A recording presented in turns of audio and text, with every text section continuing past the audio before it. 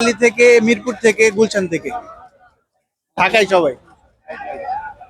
আপনারা কি ঢাকার স্থানীয়? জি, ঢাকা স্থানীয়।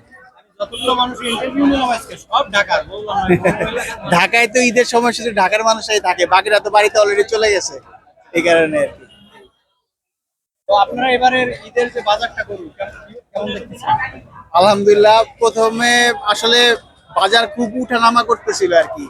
তাও উনি মানুষ হিসেবে ভালো, তিনটা আর কি একসাথে এই জন্য মিলে গেল যে ভাই তিনটা এক জায়গা থেকে নিব বলে।